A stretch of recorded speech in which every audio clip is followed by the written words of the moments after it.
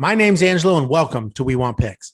This is the only channel dedicated to UFC fight picks and DraftKings lineups run by MMA insiders and professional fighters. Every week, I join Dan Kramer and Nick Newell, two longtime professional fighters that have fought at the highest levels on the planet, as well as Jacob Lyons, a skinny kid from Indiana. So join us every single week for our full fight card breakdowns, our individual fight card breakdowns, our betting guide, and our DraftKings lineups. Next up at UFC Vegas 27, we have Josh Culibao versus Sha Lian in what DraftKings is saying is an absolute blowout. The odds makers are saying it's pretty one-sided, and Monkey Knife Fight is saying one guy's going to be way busier than the other, or there's going to be a stoppage. It's an interesting matchup because I do think Sha has a chance to win this. He has a path to victory. Dan, you think he's a little more live than I do. What are your thoughts? I was actually completely kidding. I think he's going to get destroyed in this fight. I don't even think it's close. I just wanted to see if you were going to start saying that he was, the favorite in this fight. No, so I did a little bit of I did a good amount of research on both these guys. So Sha Yilan making his UFC debut. He's 7-1 in his last 8 fights. I was like, wow, this guy's on a pretty good run. His only loss was to Zhu Rong, who we saw, whatever it was, a month ago. That guy looked pretty good, really good, actually. And he fought 6 times in 2020. So this guy has been busy. He's been winning. I'm like, man, this guy looks like he's the real deal. And then I had noticed, too, he beat Alexei Oleinik. And I was like, no way. And then it's just definitely a different Alexei Oleinik. So not even close to the guy that would probably kill him. Anyways, the guys he fought over the past year, I don't think any of them really had winning records. Bums. Yeah. Complete bum. The last guy he beat was 3-6. Right. So he had a very busy year getting that record padded. Probably working as hard as he can at that UFC Institute over in China. But from what I saw on tape, he looks like he's still at an amateur level. Very green. He's got some side-to-side head movement when he comes in. He's got a nice step off to the side when he jabs. He throws a couple big right hands. A couple fights ago against a guy, Nordebecki, he got taken down easily. He did go for a guillotine, but his wrestling did not look good from what I saw. He got out grappled, basically the whole first round. And then it just started getting sloppy. They were both transitioning back and forth. It was like, it was like an amateur fight. One guy gets mount, the other guy reverses, gets mount. They take each other's back all within one round. So, I'm sure he's improving. He's trying to get better, but I just don't see him being at the UFC level. He ended up winning that fight that I'm talking about, but probably because the other guy wasn't that great either. And in his first fight, he's got a tough test. So on paper, he's fighting Culibao, who's 0-1-1 in the UFC. But his last fight was a draw to Charles Jourdain, who's a good fighter. And his, fight before that was to Jalen Turner. He fights out of Australia, trains with Volkanovski. So, he's got good training partners. He's getting good rounds in.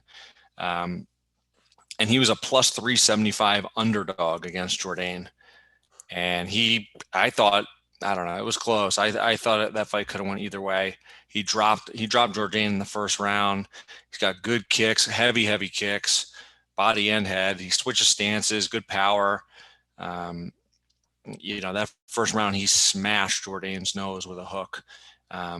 He did go for some takedowns too. He didn't get them, but you can tell they're kind of in his arsenal. And then, I think as the fight went on, Jourdain, being a talented striker, took over, but he was at a minimum competitive. It was a closer fight than people thought it was going to be going into it. So I just think we're talking about 2 different caliber fighters here.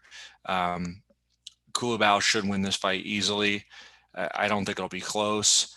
I'd say he's not worth 9,100, but I'm going to put him in my lineup just based off of, how green I think Sha Yilan is. And I think if Culibao is training and getting better with Volkanovski, this is a fight where he should come out and make a statement. So I'm hoping for a finish, but either way, I see a 3-round domination where he should get a bunch of points and justify the $9,100. So I'm going to play him in DraftKings. I would do more here. The only thing that would prevent that from happening would be if Culibao got an early stoppage, which could happen. But I think if they go 3 rounds, they'll both go over. So I think this will be a one-sided fight.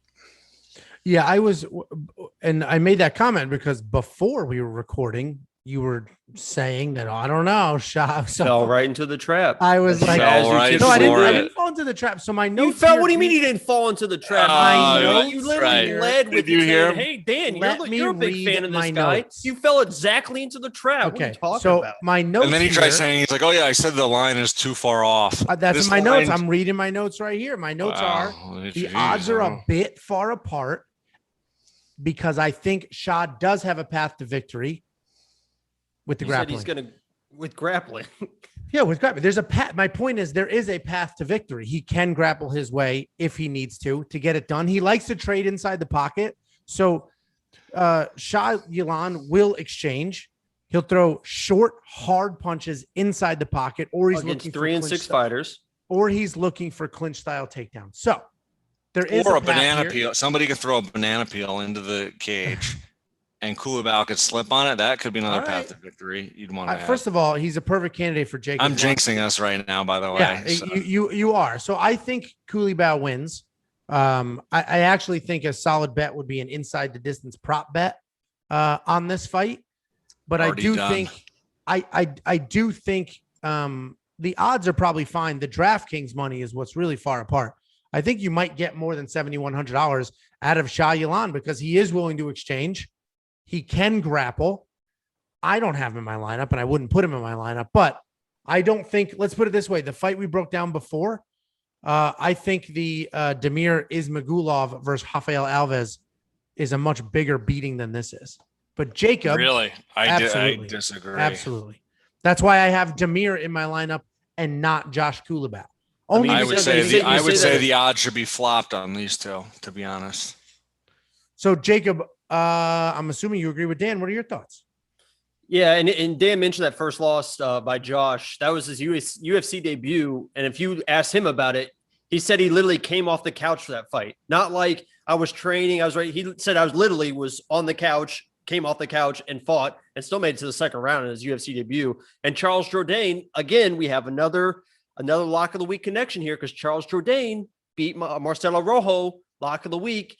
And then Josh almost beat Charles Jourdain, who beat a lock of the week. All of your lock of the week references so far are your locks getting beaten. Well, I mean, my lock of the week won. Thiago Moises won the lock of the week. He won when he was. And how did Rojo do? He would have won a decision if it went to a decision. So John, don't get into the semantics. All right. The bottom line is this is MMA. There's now a new term for MMA math. It's called lock of the week math. All right. You back out how this guy will win because somehow he affected Jacob's lock of the week. Right. And I think that Josh would struggle versus somebody with power, but I don't see a lot of power in Sha. And I like the way Josh fights too, because he seems like a very intelligent fighter, and he'll work for takedowns too. He's not a great wrestler, but he'll work for takedowns and push guys against the fence and really work that angle. So I have him highlighted because he's not in my lineup, but if something drops, he will be in my lineup. The $9,100 just with his fight style. I don't think he's going to score a ton. But if there is a fight that drops, he's going to work his way into my lineup. So I like him to win the fight.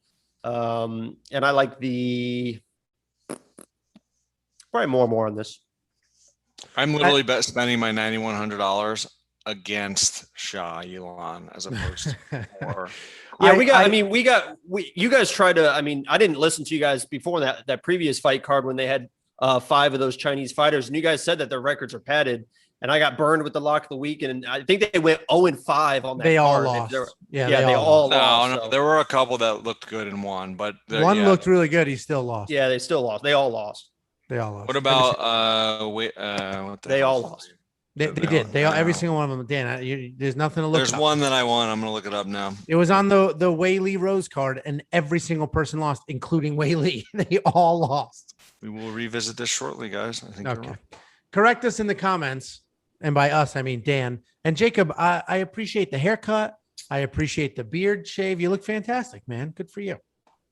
Big giant shout out and humongous thank you to all of our members and supporters. I specifically want to thank Antsy Music, David Ramon, Chris Jory, Dunchichi, Jesse Correa, La Puzza, Joe Todoro, Logan Garrick, X Sweet Spot X, Jordan Bergard, Aaron Reynolds, Brent Hinson, Jill, Juan Valdez, Chris Riley, Kayla Roth, King Rob, Oh my gosh, 1337, Pierre Exelholm, and Chris V. You guys are outstanding. We genuinely appreciate it. If you are an existing member and you have not gotten your commemorative Dan Kramer collecting card, reach out with your Pokemon address. Cards. They're making a comeback. Reach out with your address and we will mail it to you. If you are not a member and you want one of those limited edition cards, hit the join button below and we will get one out to you immediately. Members also have the ability to earn $30 in our free DraftKings League instead of the traditional $15 for everybody else. Thank you all. That's double. That is double. It's basically an investment. So thank you all very, very much for the support. It is appreciated, and we will see you every single weekend.